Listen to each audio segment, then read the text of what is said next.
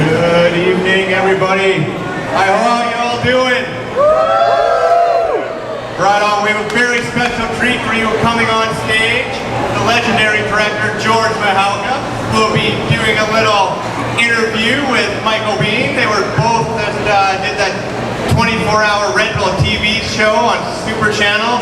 If you haven't seen it, it's amazing. Be sure you check it out. So without any further ado, I welcome to the stage George Mihalka and Michael Biehn.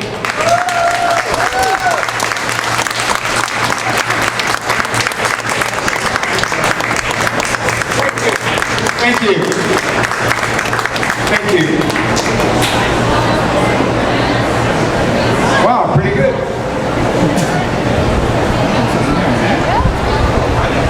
Yeah. I don't know if we actually have a moderator or anything, but the way that these things usually go is basically it's just kind of a question and answer.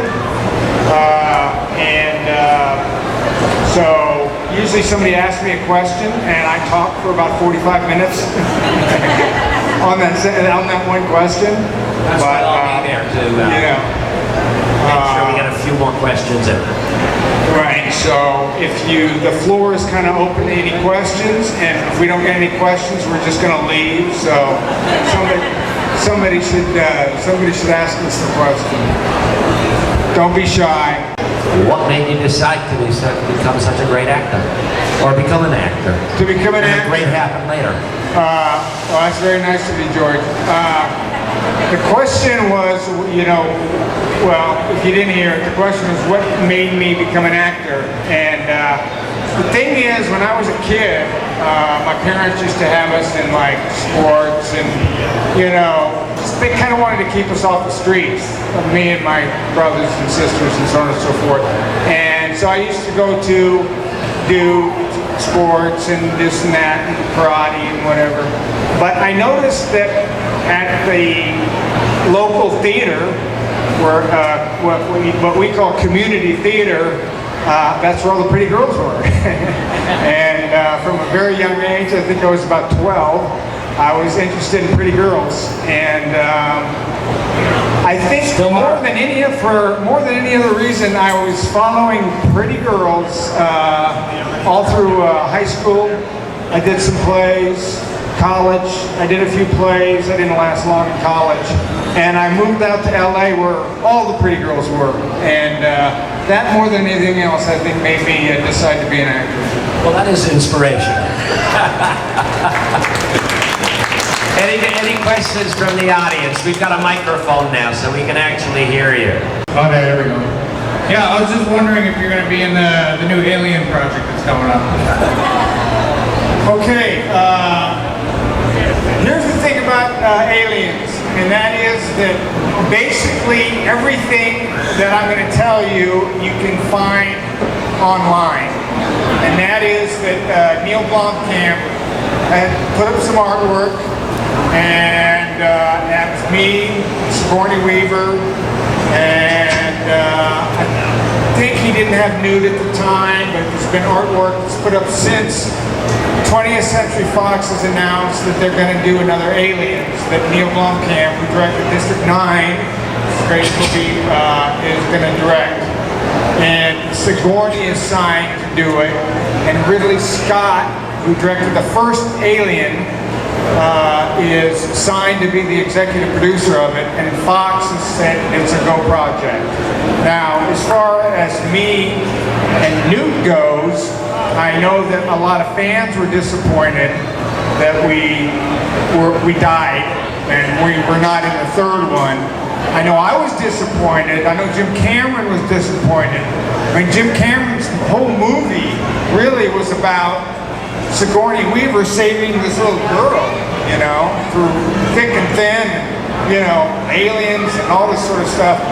And I don't think he was real happy about the fact that they killed her off either. So all the fans, 25 years now, or whatever it's been, and I get asked repeatedly, why?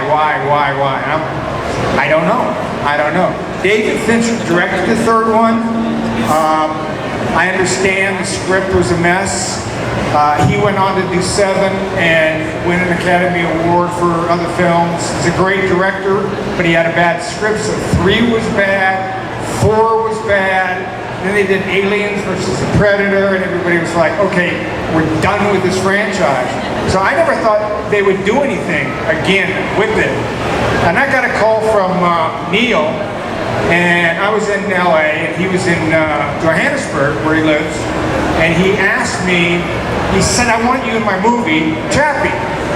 And he said, would you mind putting yourself like on tape, camera, and reading this little monologue for me, and because I want to put you in my movie. I want you in my movie. Those were his words. I want you in my movie. Well, I'd seen District 9. I knew the guy was very talented, so I said, sure. I want you in my movie. So I shot myself doing this scene. Thought I did a really good job, and sent it off. And got back to it, I didn't get the part. I was like, well, fuck that, man, I thought you wanted me in the movie, Must have been a really bad, audition, which I had complete control over, which I thought was very good.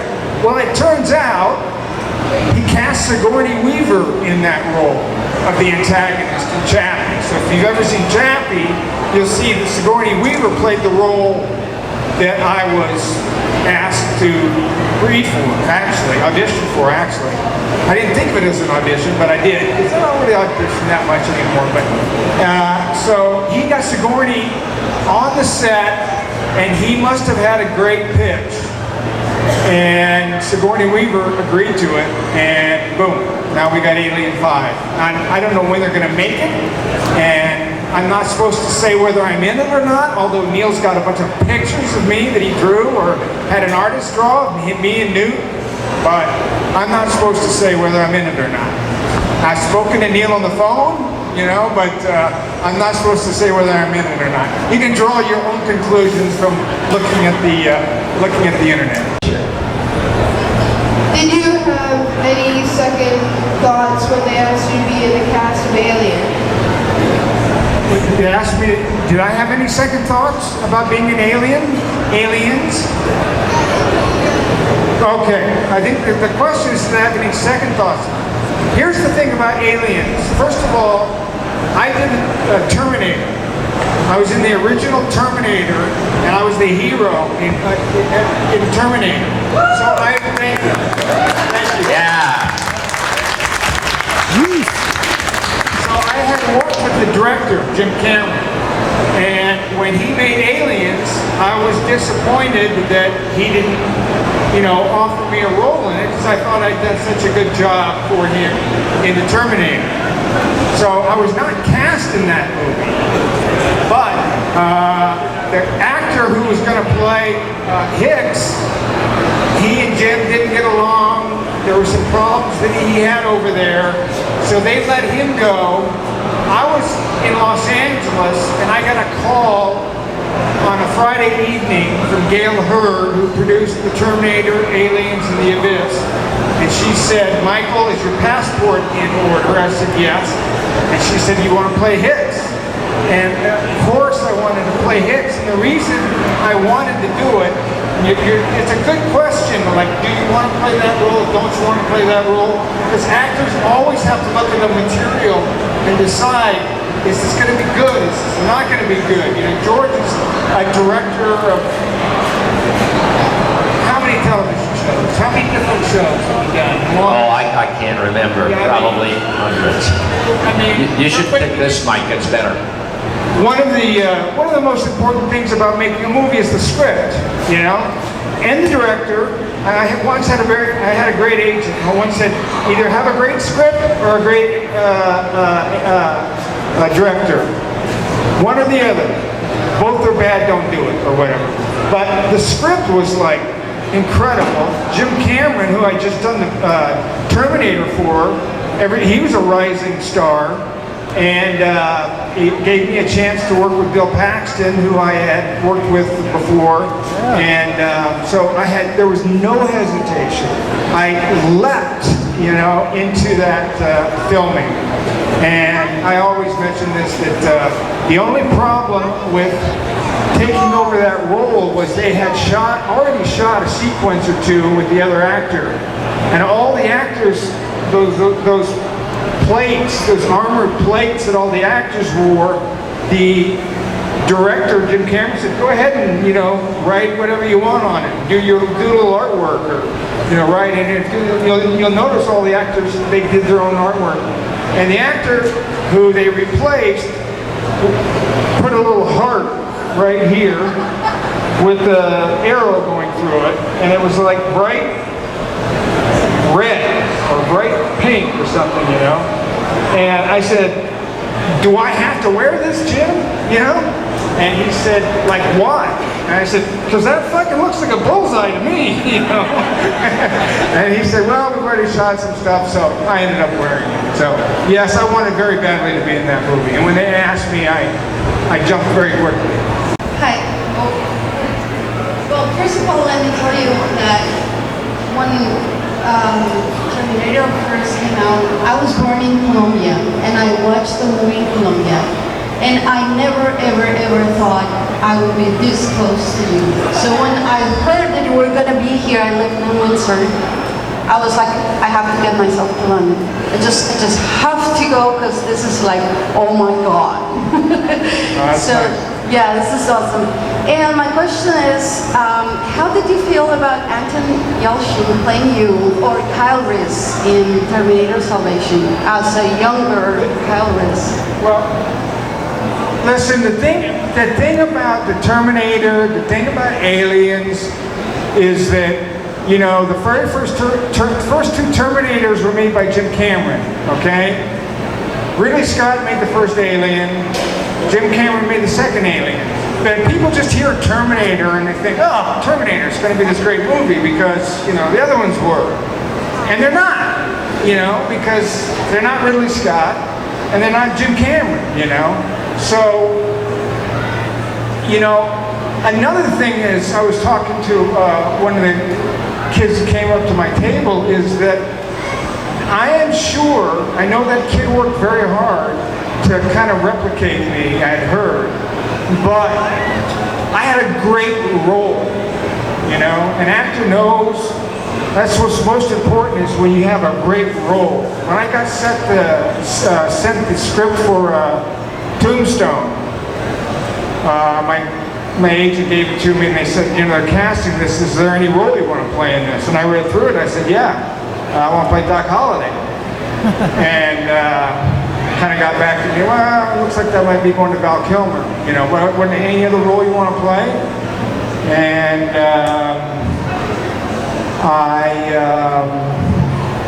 I said, yeah. I think I'll play Johnny Ringo. Can I play Johnny Ringo? Will they let me play him? They said, yeah. So you know the good roles when you have it. And that role in the Terminator, who was this like lean, mean, fighting machine, tough as nails, urgent, can't think of the word, passionate, about her, but also in love with her, but also in love with her, He wanted to save her, and but he was in love with her. So the chance to play this lean, mean fighting machine, and also this guy who was hopelessly in love, was a great role. And I'm sure that he did not have as good a role on paper that I did, or any of the rest of them since. So, and I've never seen any of them, so I haven't seen any of the Aliens or any of the Terminators after the ones that I was in. First of all, a lot of people ask me about Arnold Schwarzenegger, and the thing about Arnold is that I didn't really work with him that much, we didn't really have any scenes together, per se. We worked the same night in Tech Noir, which is the nightclub, but we don't talk or anything, so it's not like the actors getting together saying how we're going to play this scene. And the only time that Arnold and I are I think, if you watch the movie, the only time that we're in the same frame is when he jumps on top of the car and bashes his hand through the window. Because I just saw this for the first time a couple of months ago. There is a brilliant 5-part series on the making of the Terminator on YouTube. Each part's about 45 minutes long. And I'm in it, and Gail Hurd's in it, and I think Linda and Jim, Linda does very little, she just seems very reluctant. I think that's when her and Jim were together, maybe having problems or something, but it's all the special effects. Stan Winston, who went on to win, I think, 8 Academy Awards along with Aliens, and he did Jurassic Park, and he worked with Spielberg a lot. So anyway, working with Arnold, I worked with him maybe 2 nights. I saw him around a lot, you know, and he was what you would expect. He was big, he was loud, he was, a cigar, and he was like, you know, grabbing women as they walk by and laughing, and, you know, very professional. Just exactly what you think Arnold Schwarzenegger would be. That's who he was.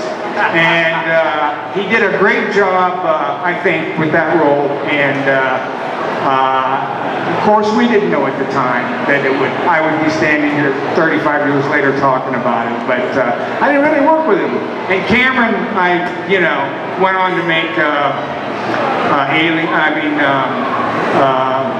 The Abyss with him. And Jim and I are like, I've always, Robert Rodriguez helped me kind of inspired me to make a Grindhouse movie, and I give a lot of credit to Robert Rodriguez. And I say how much I like Robert Rodriguez. I always say that, but I say I'll take a bullet for Jim Cameron. I just wanted to know if you have any current things that you're working on right now, and if you have any experiences that were more than embarrassing for you that you can share. Do I have any experiences that were embarrassing that I can share? I think the most embarrassing thing, well, listen, dude, I've got a lot of experiences that were very embarrassing. Most of them didn't happen on the set, okay? So I'm going to just confine this to working on movie sets, okay? And I think the most embarrassing thing for me was I did a movie called The Rock. And we did this scene, and the setup was Sean Connery, his group, Nick Cage,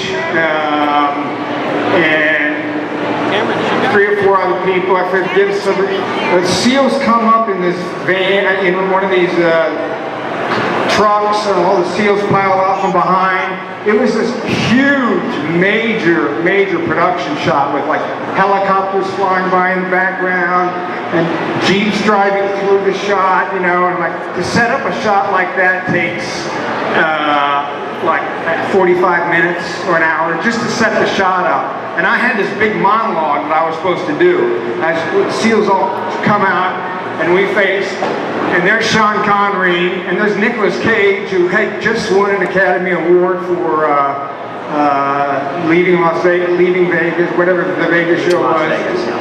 What was it, George? Leaving Las Vegas. Leaving Las Vegas, just won an Academy Award, and I came out and just fucking froze, you know, and couldn't remember anything, you know. And then Michael Biehn would yell out the first line to me, you know, and I'd say the first line. And I'd freeze again. Michael Biehn would yell out the second line to me, and I got through it. Basically, Michael Biehn was just on the other side of the camera yelling the lines at me, and I was just repeating the lines. And we shot the scene. That was it. You cut it together, you look at it, you'd never know the difference. And I look fucking great in it. There you go. He's got the mic. Hello. Hey, Michael. Thanks for coming once again. And I just wanted to mention that you are one of the greatest actors I've ever seen because you are so good at both playing hero and villain. So, of course, Kyle Reese, Corporal Hicks, and then Coffee in Abyss, and Johnny Ringo, etc., etc. And you play great cops, and like Take Me Home Tonight, and all these great movies. My question is, most actors say, hey, I want to play the villain every time. What do you think? Are you on the same kind of mode that way? Do you prefer hero or villain? Well, here's the deal. I love playing villains. I love playing villains because I love justifying this terribly negative behavior. Yeah. But heroes get paid a lot more. Good point. So yes. You get a lot of guys like, I don't think like Tom Hanks, has he ever played like a bad guy? Not yet. He gets paid a lot more money than I do, you know. I started playing those bad guys, you know, and like, you know, I started going like, you know. So I really like playing. You know, they got the Terminator, you know, and Hicks. Those are good guys. I love playing those characters. But Coffee was a great character. And I've got other bad guys that I've done that like Johnny Ringo. My favorite moment, I think, on film is when Val Kilmer comes out of the shadows and challenges me to a gunfight. And I say, all right, Munger, let's do it. There's a kind of a look in my eye there that I think is the best moment on film that I've ever done. So, you know, I guess it's kind of fun to play both. It just is just a cut and pay to play the bad guy. That's Awesome. all. You should see him do comedy. He is actually amazing. Talk right into it. What's your name? My name is Colin, and what was your favorite scene in The Terminator? Well, when you get to be 18, your father can show you. It's something called the love scene. Yes. Fast forward. The very first movie that I got to direct is called The Victim, and Available. what happens is, yeah, it was bought by Anchor Bay. We ended up making something pretty decent out of it, but what happens is when you get to be an actor like me, you get a lot of people that come to you and say, here's a script, I'm offering you a certain amount of money for this script, will you do it? And if you like, if it's enough money, you say yes. And at that point, he runs around and says, I got Michael Biehn in this movie, will you be in this movie too? Or can you get financing from so on? So usually like 99 times out of 100, the guy doesn't have the money anyway, you know? So I always just say yes, you know? So this time, this guy came to me and he said, would you make a movie, write and direct a movie for me? I've got this amount of money and would you do it? And I said, yeah, sure, you know? And next thing I know, I get a check from him, and I think, oh, wow, wonder if this, take it out of the bank, it clears, all right? And it was a pretty good chunk of change. I'm like, oh my God, I gotta make a movie now. So I started writing, and there was a script that had been given to me like 6 months previously that was kind of a bad remake of Saul, you know. It was kind of it was not a bad, it was just not even a script. It was kind of like a novella. It was a very odd thing that I read and kind of just went like, well, you know, this is never going to get made. But I remembered it, so I took that premise and some of the characters out of that, and I rewrote that into a script. And I did that. I heard myself say 3 weeks, but I thought it was 2 weeks.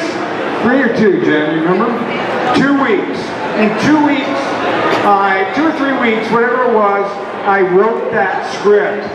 And while I was writing the script, I did all of my pre-production. George, tell them what pre-production is. Pre-production is when you already got a script. Right, thank you. And Keep going. then you basically analyze every word of that script and everything you need to make that script, and you make notes on it. How many cars do I need? How many people? What kind of clothes? What kind of hair? What kind of makeup? what kind of lighting, what kind of a house they live in, what kind of a cutlet they use.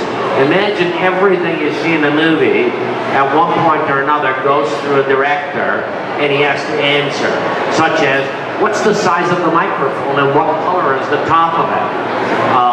So that's called preparation or pre-prep. Preparation. I had none. I did my preparation with no script. It was just me walking and saying, follow me, you know, and we'd pick up an actor here, and we'd pick up a cameraman there, and we, pick up another actress here, and like, I was gonna make the most sensationalized movie I could possibly make on the lowest budget I could possibly do it. So, I'll give you an example. The Terminator was considered a low-budget movie at that time, and it cost $6.5 million. My Bloody Valentine cost how much? 2.8, 10, 15 years before. Right. Terminator. 6.5 million, $2.8 million. I made this movie for $100,000, all in, okay? Wow. So I wrote it while I was doing the pre-production, which is not the way you're supposed to do it at all. And then I shot it in 12 days with one camera. Meaning, when you do a setup, that means you got to take the camera, put a lens on it, and you do, usually in television, you do a wide shot, and then you do a two shot, and then you do a couple of singles, and then you come and tie it around another person. All of those are setups. We were doing 60 to 65 setups a day on that movie. And we only worked 12-hour days. I shot it day for night. Explain to them what day for night is, George. Day for night used to be a trick people would use in the old days when things were shot on film, not on video.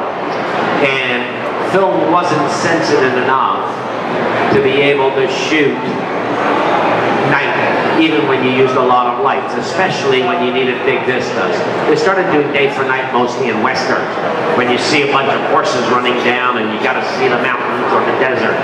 So what they used to do was they'd shoot it during the day, and then what they would do is they would add extra light to it, more light, by using big, giant lights to give it even a harder look on the edges of the faces and the horses and so on. And then they would just expose it all the way down so that everything else was dark and blue, but these highlights would remain, and it would look like, and that's why all of a sudden, for some reason or another, that's how night became blue, even though the moon is yellow. So that's day for night. That's shooting day for night now.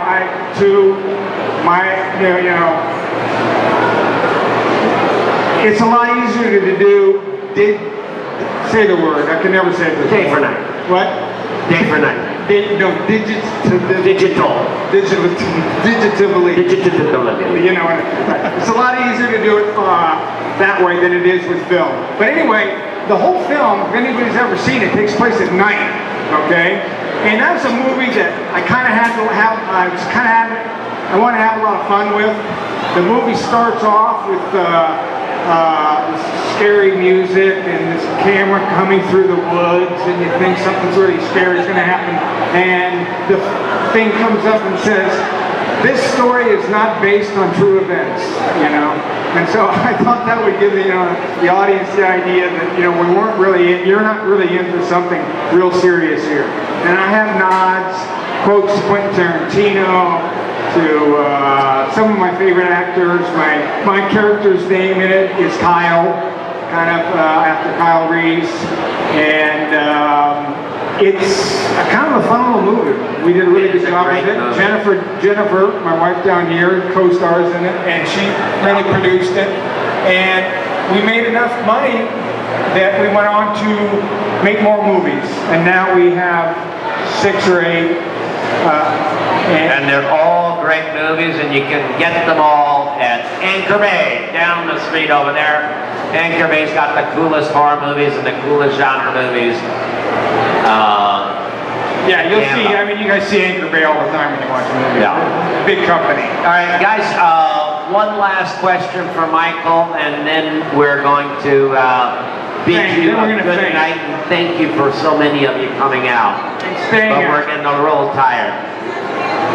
What? We'll be at the booth. If you want to see Michael, he'll be at the booth over there. If you want to talk to me, I'm at the Bloody Valentine booth over there. So thank you for reminding us of that. So one last question, sir. First off, thank you very much for every major hero I had in my childhood. You're welcome. And my question was, it goes back to video games again. When Gearbox approached you to bring Hicks back in Colonial Marines, was there any trepidation about it, or did you just kind of jump at, unwriting your death? Good one. Well, the thing about it is, I was, obviously disappointed about the film thing, and I thought the genre was dead, and so, it was basically a payday for me, and the people that made the movie,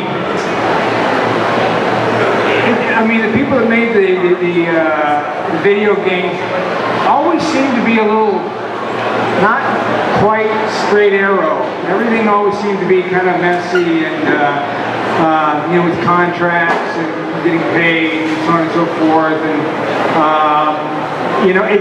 from what I understand, it's not a very good video game. Nobody really liked it very much. This video game guy's going like this, most people that I talked to really were disappointed with the video game. For me, doing the voice of Hicks, you pay me enough, I did Deadfall. Just to put through college. I did Deadfall. I go back to Deadfall, man. Now, by the way, he's got a most beautiful 8-month-old boy who still has to put through college. So keep seeing his movies. Six boy. Joy of my life. Thank you, everybody. Thank you for sticking around. Thank you all. You guys be great. Thank you.